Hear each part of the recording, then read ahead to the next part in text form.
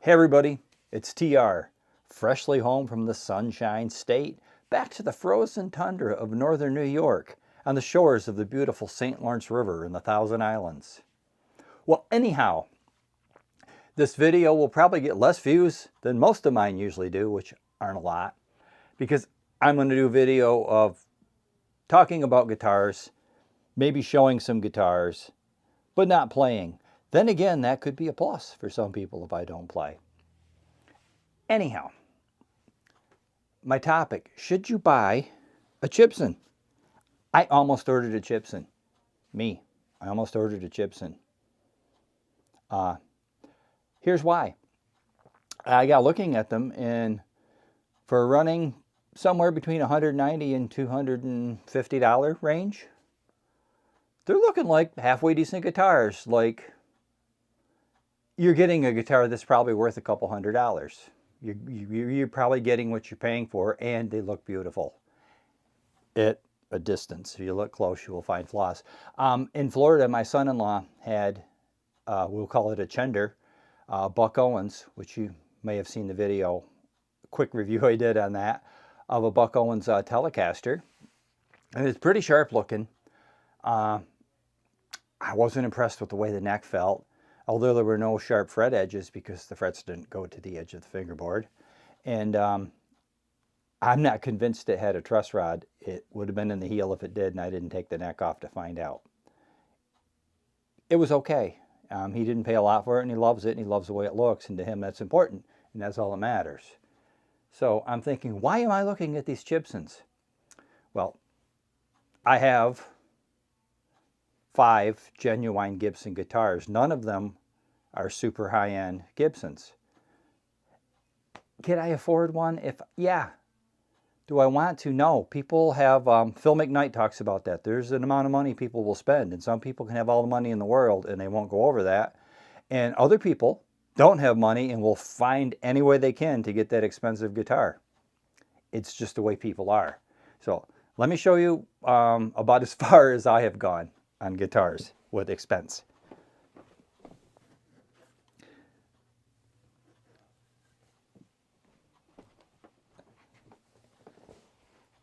This is a 1992 Gibson Les Paul Studio purchased by me, brand new in 1992. Why would I want a Chibson? Well, this is a studio. It's not a custom. It has no binding. It has no fancy pearl on the headstock.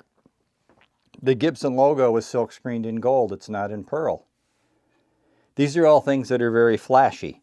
Another thing is this body is probably 1/8 of an inch thinner than a full-blown Gibson, and I think that's because it likely does not have a maple cap. I don't really know that. I don't know if there's any way to know. However, it is full-on Gibson in every way, shape, and form, and it's actually got things you can't get nowadays on most of the Gibsons, no matter how high-end you go. What am I talking about? Well, there's a bone nut. Not that that's the end-all be-all, but it's a bone nut because that's what they used at the time. And these inlays are actually mother of pearl. They are not celluloid. They are not pearloid or whatever you want to call it. They're actually mother of pearl. They were still using that then. They have a different look to them. They've yellowed with age. And they have a very three-dimensional look, and there's movement in them when you move them in the light. The gold hardware. Very heavily plated gold hardware to the point where it was a $50 upcharge in $1992, which if you were to prorate that to today would be a significant upcharge. So there's a substantial amount of gold in the electroplating. A very nice guitar. Beautiful nitrocellulose lacquer finish. And for this guitar being 33 years old, would that be correct? 25 now? Yeah, 33 years old. There's no checking. There's no marks in it. Why? Because it lives in the case, because I don't play it much, which is part of the reason why I won't go past this price point, because if I spent $6,000 on a Les Paul Custom, I'd be afraid to touch it, to be honest with you. So I have this. So why would I want the Chibson? Well, so I could have that Les Paul Custom. I wouldn't be afraid to like lean against the wall or do whatever with, right? Okay. I'm sorry, I'm off camera, but I'll keep talking. There is a valid point for getting a Chibson, right? Then I could have one I didn't care about. And I have the chops. I could take one of those Chibsons and make it play pretty reasonable. I'm kind of doing this because my buddy Ted of Ted Talks Guitars and Life has one. He likes it, and I think that's great. And to copy Ted, you do you. Because if that's what you want, get one. That's great. But I was trying to think, why did I want one and why didn't I get one?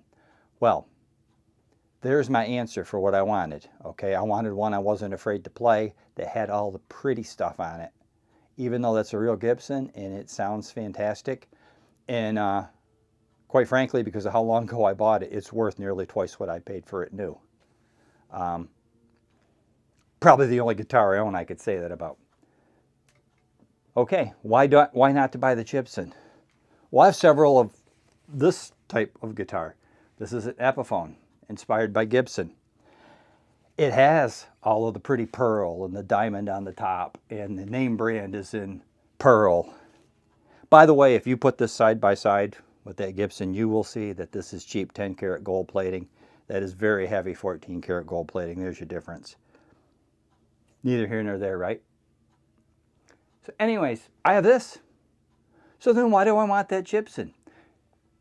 It came down to, this doesn't say Gibson on the headstock. This is not an unattractive headstock. I hated the old ones. These are actually pretty cool. Do I like it better than Gibson? Probably not. But maybe just because I used to what the Gibson one looks like. This is actually an attractive headstock. It has all the binding. It has all of everything. It plays fantastic. It has the ebony fingerboard. So why do I want a Chibson? I come to the conclusion that's silly.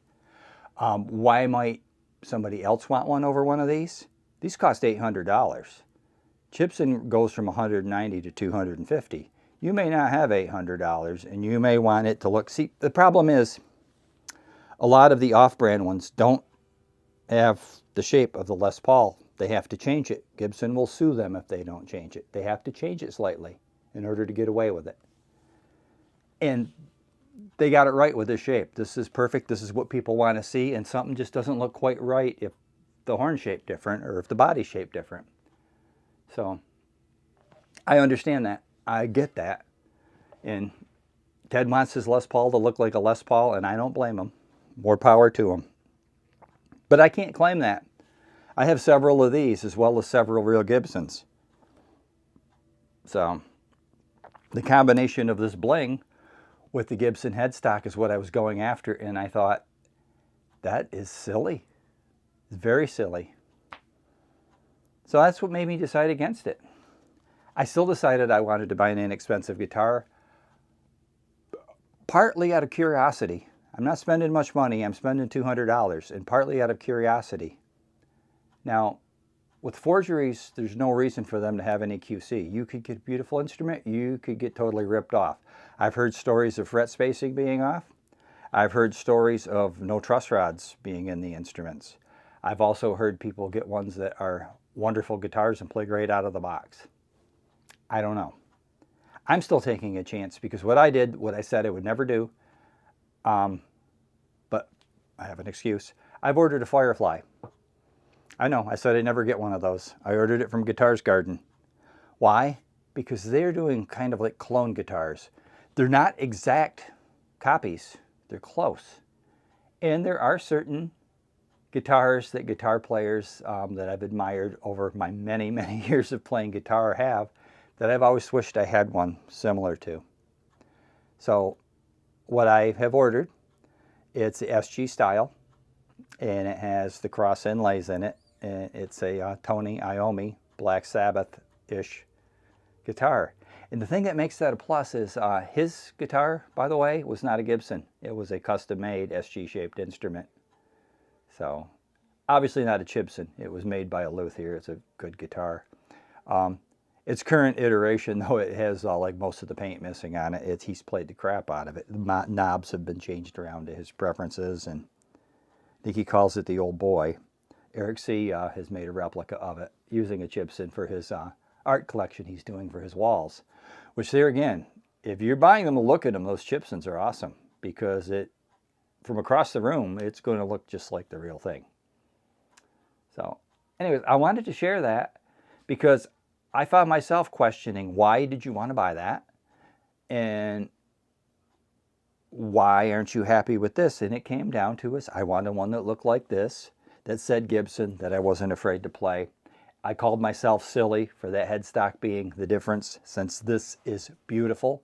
And I'm not afraid to play this because, yes, they're $800 now. When I bought mine, they were $750. It's bought and paid for. And I'm not going to abuse it, but I'm not afraid to play it either because it is never going to be worth more than I paid for it. Unlike that black one I showed you that is, like I said, coming up on worth double what I paid. I paid like $700 for that back in the day. And yes, I know you can probably get a used Les Paul Studio for the $800 to $900 range if you really shop. 92s were special, ebony, gold, and yeah, 92 and 93 are sought after years. So that actually, I've seen them selling for $1,200 to $1,300, no problem. That's all I got to say. If you wanted some playing and didn't get any, I'm sorry. If you're happy I didn't play, well, there you go. You can be happy. I know who will really be disappointed I didn't play is anybody that wanted to troll me for how bad I'm playing. And I understand that's trolling. So that's fine. And I may not be the world's greatest guitar player, but I'm not half bad either, and I realize that. So, my thoughts. You guys have a good day.